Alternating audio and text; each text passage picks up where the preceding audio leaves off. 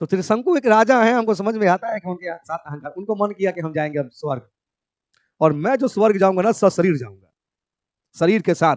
अब तक तो लोग स्वर्ग या नरक जाते थे, मरेंगे, भस्मी विभूत होंगे गंगा जल में, है ना, वहां से आपका ओके होगा, वहां से वेरिफिकेशन होगा, तब आपके लिए स्वर्ग या नरक का रास्ता खुलेगा, है कि नहीं।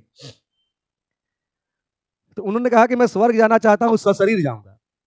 गुरु वशिष्ठ को बुलाए, रघुवंशियों के तो गुरु थे वशिष्ठ ही। गुरु वशिष्ठ को बुलाए कि गुरु जी आप ऐसा कुछ कीजिए कि हम स्वर्ग सशरीर जाएं। तो गुरु ने कहा कि ईश्वरीय विधान ये नहीं कहता कि आप शरीर के साथ स्वर्ग जाएं। आपको जब तक आप मृत्यु नहीं होगी, जब तक आप वस्मीभूत नहीं होंगे, तब तक आप ऊपर नहीं जा सकते, स्वर्ग नहीं जा सकते। उसके लिए शरीर को वस्मीभूत होना बहुत जरूरी है। अब गुरु जी की बात उनके दिमाग को अच्छी नहीं लगी, उनके दिल को भी अच्छी नहीं लगी। अहंकार, अहंकार कभी कभी ना गुरु की बात को टाल देता है, या यूं कहे कि अहंकार गुरुओं की बात को नहीं मानता। क्या नहीं मानता? अहंकार गुरुओं की बात को नहीं मानता। तो उनको अहंकार था उस समय, तो वो गुरु की बात को नहीं समझे, नहीं माने। तो नेक्स्ट गुरु के पास गए। नहीं, अक्सर होता है कि बहुत अहंकारी लोग गुरु की बात को नहीं मानते, तो दूसरे गुरु के पास गए। होता है ना ऐसा कि अब दूसरे गुरु के पास जाएंगे, इनसे फरियाने वाला नहीं है, गुरु पर शंका नहीं, विनाश का कारण। गुरु पर शंका विनाश का कारण।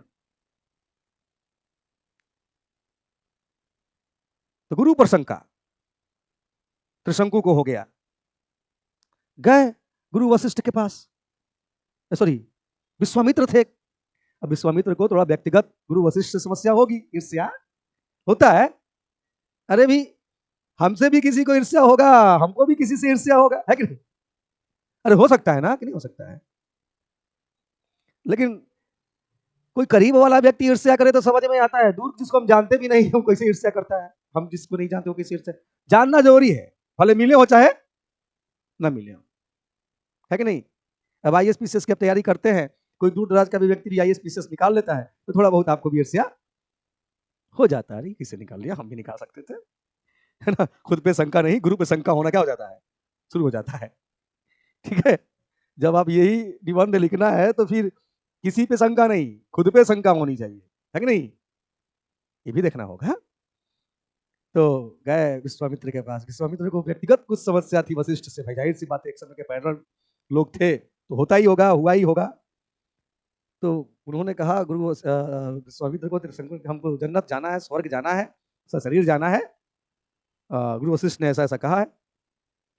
अरे उनसे नहीं होगा, है ना, मैं करवा देता हूं तुमको, कोई दिक्कत नहीं है, एकदम आप शरीर जा सकते हैं। उनको इस बात का ज्ञान नहीं है, वो क्या भेजेंगे, आप जा सकते हैं, बिल्कुल जा सकते हैं। तो उपाय कीजिए गुरुजी, हम आप ही की खोज में थे, आप यहाँ थे, आप, हम अब तक भटक रहे थे, अभी सही जगह पे पहुंचे हैं। नहीं, तुम जहां हो जगह सही ही है, चाहे जो जहां है जगह सही ही है ना। इस निबंध को फॉलो करो, कोई दिक्कत नहीं होगी, ठीक है। अब वशिष्ठ के पास गए, बेचारे भटक गए, गुरु पे शंका भी किया अपने, जो बढ़िया चीज समझा रहे थे। तो उन्होंने कहा कि ठीक है, तुम जाओ ऊपर, कोई दिक्कत है, ससरी मंत्र फूके, है ना, और जंप मार दिए। अब वो जा रहे हैं त्रिशंकु ऊपर ऐसे। इंद्र देखे ये कौन चला रहा है भाई स्वर्ग की तरफ। भोलेनाथ के पास गए, महाराज भगवान सशरीर एक स्वर्ग में आ रहा है, ईश्वरीय विधान ये नहीं कहता, आप क्या कहते हैं प्रभु। तो प्रभु कहते हैं कि जब तक वो वस्मीभूत ना हो जाए, जब तक वो जल ना जाए, मर ना जाए और मिट्टी में ना मिल जाए, तब तक पार्सल स्वीकार नहीं करना है, ठीक है। इसलिए पार्सल को क्या करना है, लौटा देना है पृथ्वी पे। क्योंकि वशिष्ठ ने समझाया था त्रिशंकु को कि प्रभु आप तीनों त्रिलोक के स्वामी थोड़ी हैं, आप तो सिर्फ पृथ्वी के स्वामी हैं, और आपके कुल में एक आएगा जो तीनों त्रिलोक का स्वामी होगा, उसको भी मरने के बाद ही ऊपर जाना है। ऐसे तो शरीर तो संभव नहीं है, ईश्वरीय विधान तो ये नहीं कहता, लेकिन अहंकार। ठीक है, तो वो इंद्र ने उन्हें फिर ऐसे मारा, मैंने कि पार्सल स्वीकार नहीं करना था, ऑर्डर आया उधर से। तो इंद्र एकदम ऊपर से क्या किए, वो तो नीचे चल दिए। अब नीचे से लगा हुआ है किनका बल, विश्वामित्र का। ऊपर से लगा हुआ है इंद्र का बल, बीच में टंगा के त्रिशंकु। इसको कहते हैं कि ढेर काबिल आदमी कौन जगह मखता है, 3 जगह। ऐसा मखनिहार के कमी नहीं है ना। रोडे रोडे सड़के सड़के कदमे कदमे मिलेगा नहीं, अब लटक गए। अब सोचे थे, देखिए क्या सोचा था, उनको ऊपर जाना था, सशरीर जाना था। ठीक है, उनका और उधर वशिष्ठ ने समझाया था कि आप जा नहीं सकते। ठीक है, ईश्वरीय विधान ये कहता नहीं है। तो उनके दिमाग में या तो जा नहीं सकते या फिर जा सकते, उनका ज्यादा उनका अहंकार कहता था कि जा सकते हैं, लेकिन बीच में टंगा जाएंगे इस चीज को उन्होंने नहीं समझा था। इसका तो उन्होंने कल्पना भी नहीं किया था।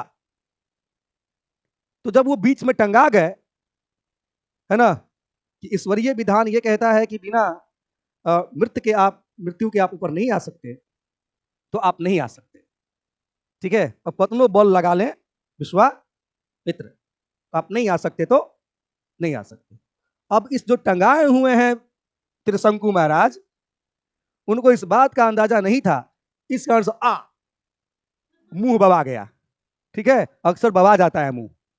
होता क्या ना कि जब जिस चीज के बारे में आपको आइडिया ना हो, कल्पना भी ना किए हो, वैसा आपके सामने हो जाए, तो अचानक से उस समय आप किंतु परंतु करने लायक नहीं रहते हैं,